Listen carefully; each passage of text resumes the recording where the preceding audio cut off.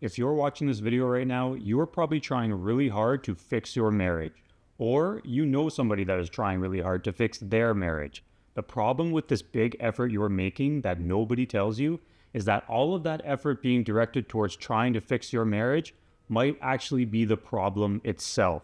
When a marriage is on the rocks and your friends and family are telling you to just do more of this and more of that for her, telling her more times that you love her, telling her more times how much you need her, they don't understand that more effort spent doing those things doesn't create the conditions for increased closeness with your wife. And it is actually pushing her further away at a fast pace, all while your frustrations start to boil over. That frustration starts to make you think, what if I'm just postponing the inevitable? What if she's already made up her mind and I'm having no chance of saving this?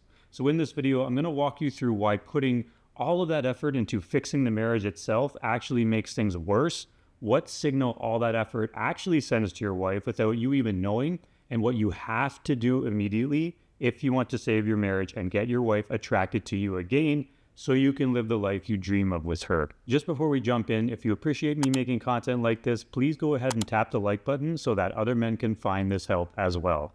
Now let's get you on a proper path to saving your marriage. When we are talking about trying to strengthen a relationship that is breaking down, what the focus has to be on is emotional repair. This is on both sides, the man and the woman.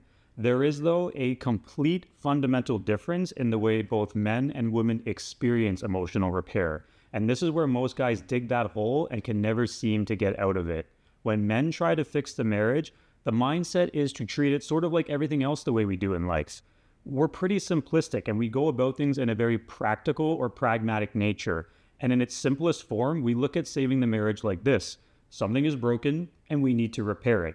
It seems simple, right? It's logical, directional, and efficient. So when you set down that journey to repair the marriage and start doing things that I mentioned in the opener, she processes those actions from her own emotional experience. And the signal that you are giving off as she experiences it is completely different than your intentions. To her, she's basically taking it as, this guy wants me to stop feeling what I'm feeling or just flip a switch and have everything go back to normal.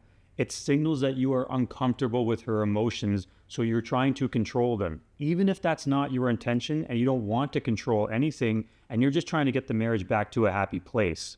So even if your intentions are beautiful, she's reached this place already where she's overwhelmed and past the point where she's shutting down emotionally. So it just feels like coercion to her to get her to flip that happiness switch back to normal or to the way things were in your relationship.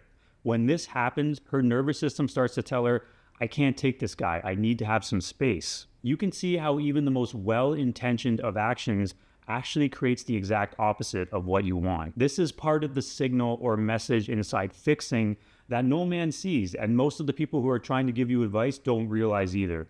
They are trying to give you advice because they care about you, and you are trying to repair or fix the marriage because you care.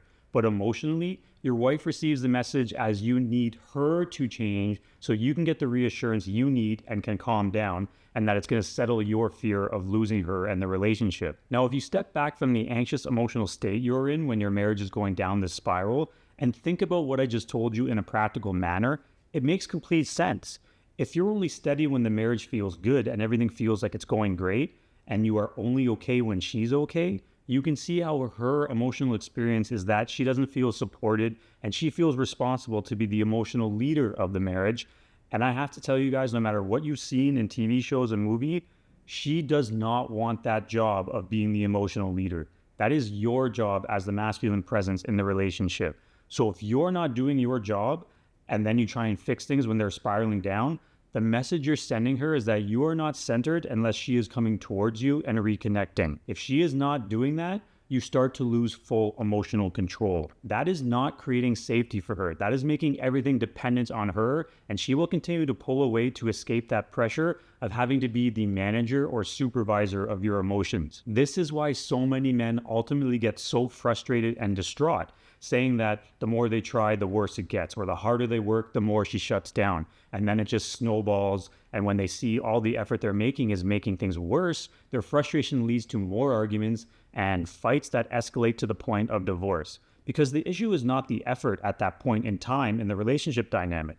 The issue is the emotional posture behind that effort. So what are the actual reasons why all of that extra effort with this incorrect emotional posture caused her to pull away even further?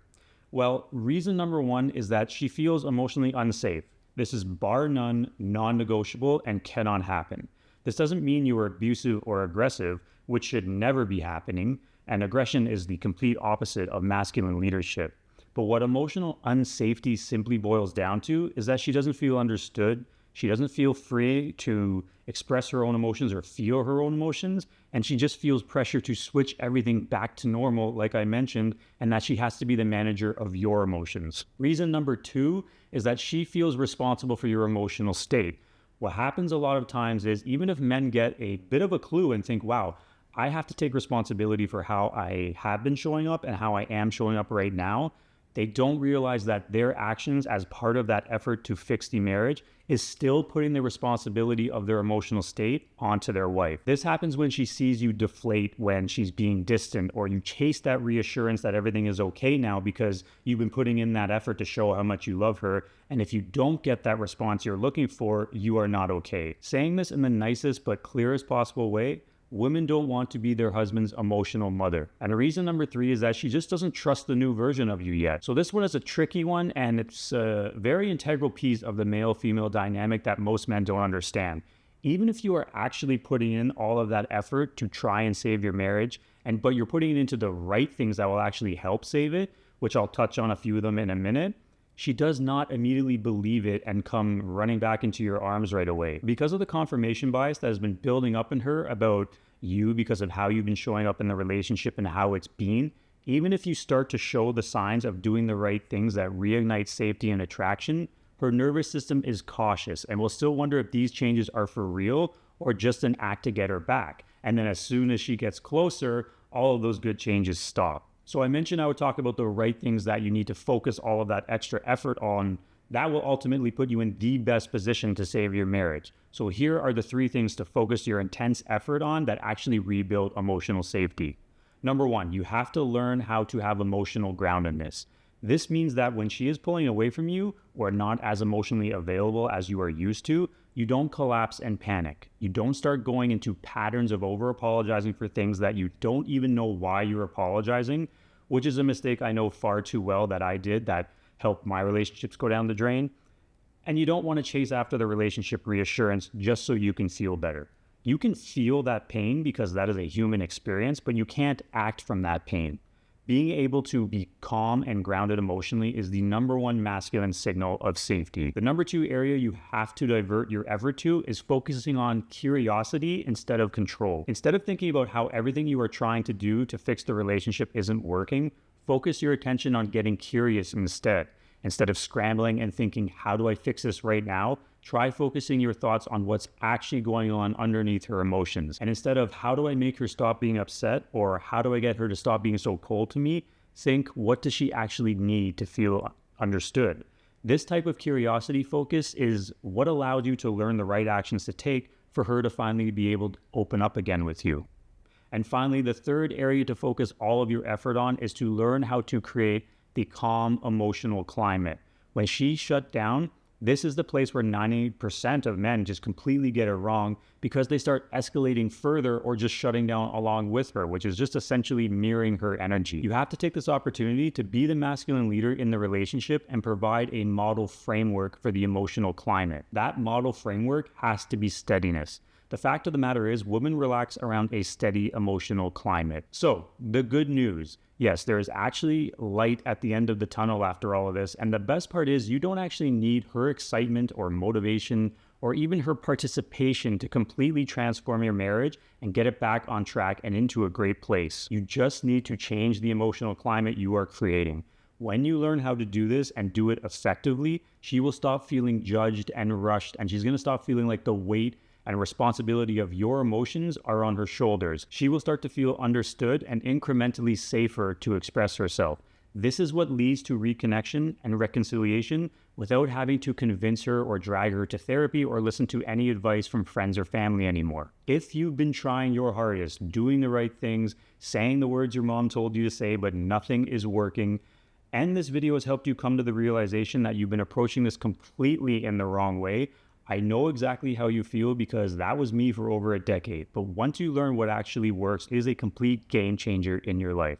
So if you feel like you're doing everything right, but nothing is working, go watch my free Relationship Rebuild Masterclass. That will walk you through the exact framework to rebuild your marriage and take it to a place that, as you sit here today in its current state, you would never think is possible, but it is truly possible. And it's not going to be BS therapy tricks or tactics. It is a absolutely real identity level transformation. The link for that free masterclass is in the description below. Watch it today and learn the same process my clients on the brink of divorce use to turn things around, even when their wives are emotionally checked out and it seems like they have no hope. Also, please hit the like button if you enjoyed the video and subscribe to the channel for more content just like this.